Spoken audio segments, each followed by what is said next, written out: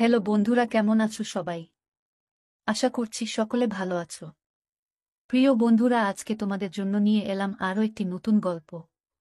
আশা করছি তোমাদের দাঁড়িয়ে যাবে, তাই ভিডিওটা শুরু থেকে শেষ পর্যন্ত দেখো। ছোট কাকি বৌদিকে খুঁজতে গুদাম ঘরে চলে এসেছে। আমি বৌদির সাথে আছি।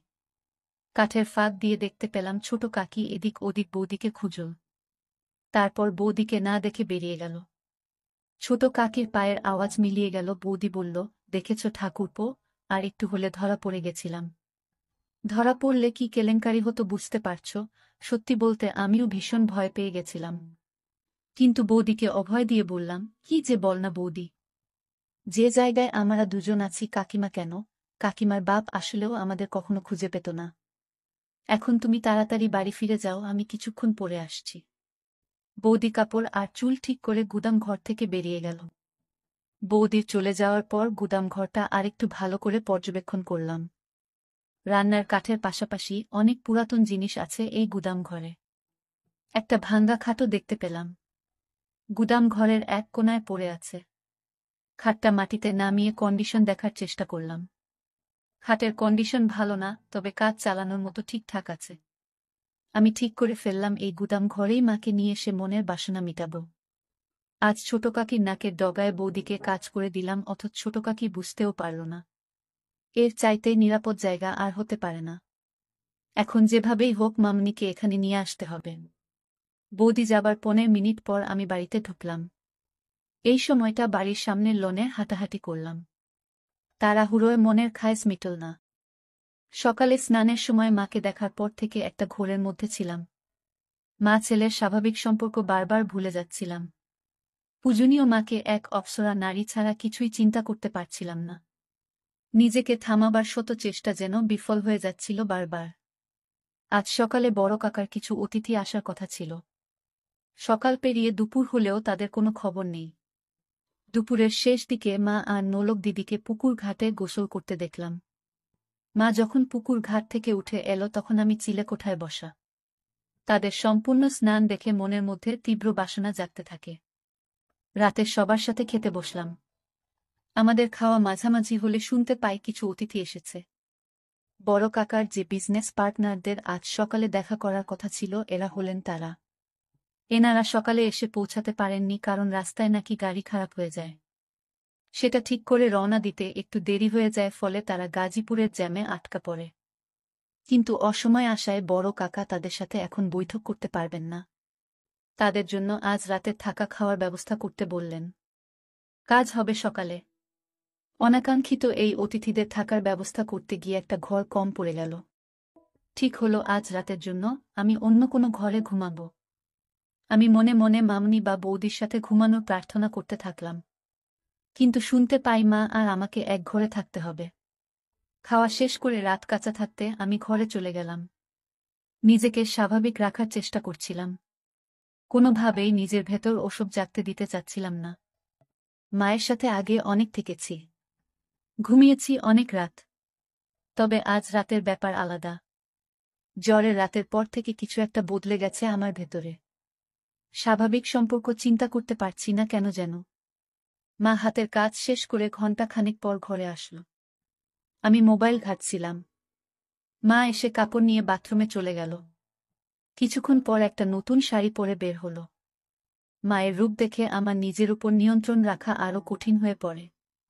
নিজের ভেতরের এক পাশবিক পুরুষ সত্তা জেগে উঠতে থাকে। সে সত্তা মায়ের রূপের মধু আমার চোখ দিয়ে নিংড়ে নিতে থাকে। সন্তান সত্তা আর পুরুষ সত্তার ভেতর এক যুদ্ধ চলতে থাকে।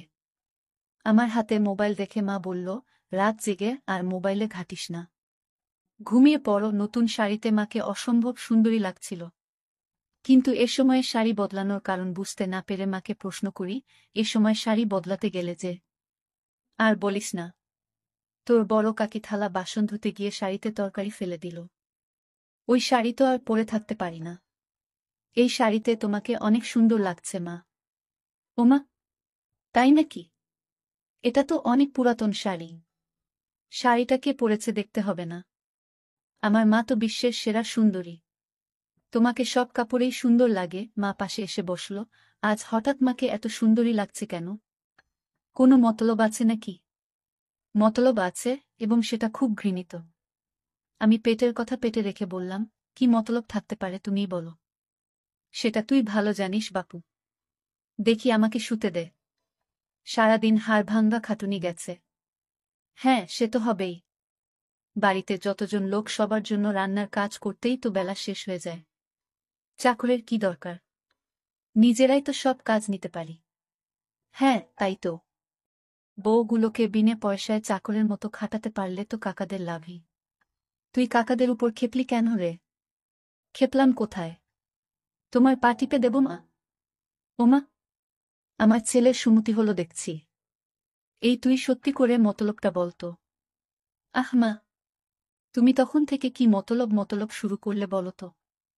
বলা নেই কওয়া নেই আমাকে সুন্দরী বলছিস, হুট করে আমার সেবা করতে চাচ্ছিস।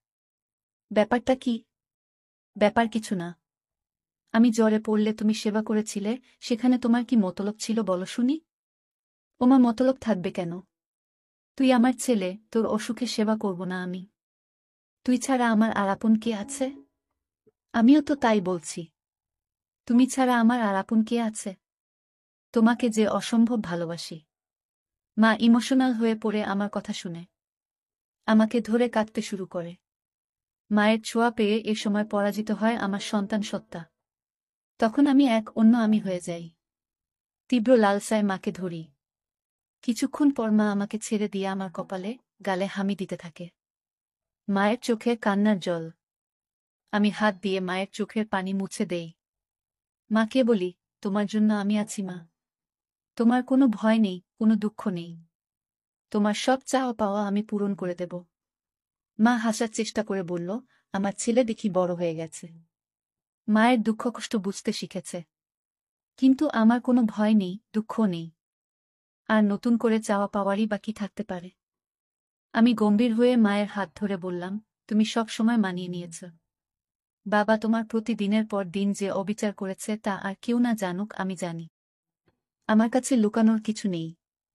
মা বিব্রত হয়ে আমার হাত ছাড়িয়ে নিয়ে বলল, তোর বাবা আমার সাথে কি অবিচার করল? সংসারে একটু আধটু মনোমালিন্য হবে, এটাই তো স্বাভাবিক। তোর বাবা একটু রাগী জানি, কিন্তু সে মানুষ খারাপ না। আমি মায়ের একটা গালে হাত দিয়ে বললাম, আমার জন্মের পরে বাবা তোমাকে ছুঁয়ে দেখেছে কি আদৌ?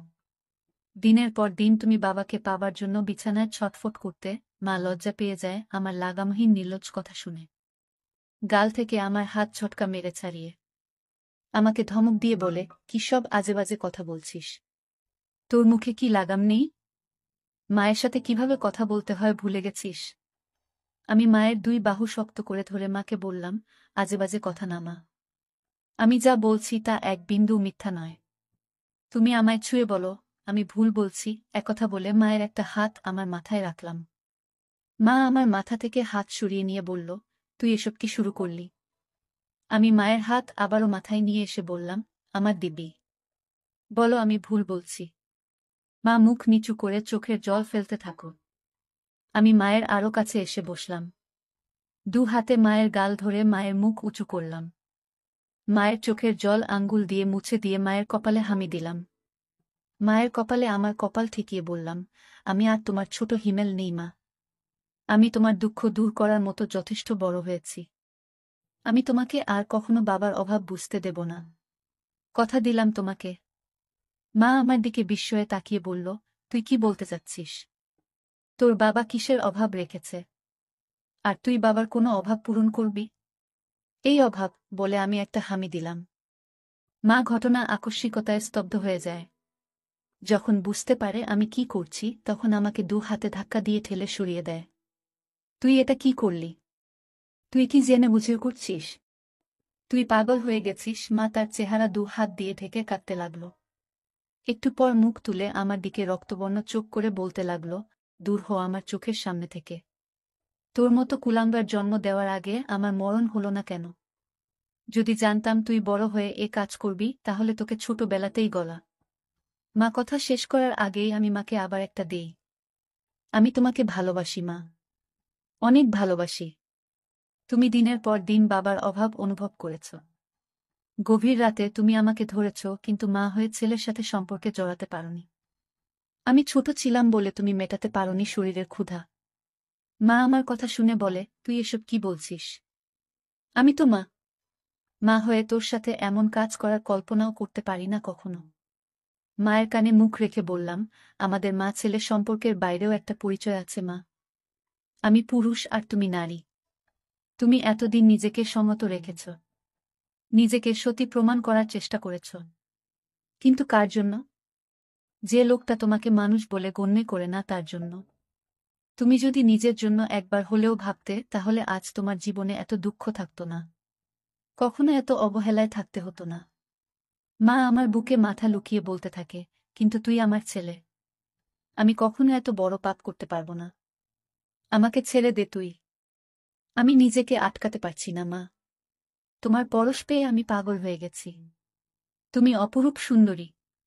তোমার মায়া আমাকে পাগল করে দিচ্ছে। মা বলল, তুই এমন করিস না। তোর পায়ে পড়ি। আমাকে এত বড় পাপের ভাগিদার করিস না তুই। আমি তোর বিয়ের ব্যবস্থা করে দিব। আমি হাত বুলাতে লাগলাম। সমাজ সংসার ধর্মের ভয়ে এই নিষিদ্ধ সম্পর্কে জড়ানো থেকে মন প্রাণ দিয়ে নিজেকে আটকাতে চাইছে মা। কিন্তু আমি জানি দেহের ক্ষুধার কাছে মনের বাধা এক অনুপরিমাণ বাধা দিতে পারবে না। মাকে সবসময় পূজনী দেবীর সাথে তুলনা করে এসেছি, আজ এই দেবীর সাথে এমন ঘৃণিত কাজ করতে আমার বিবেকেও বাধছে।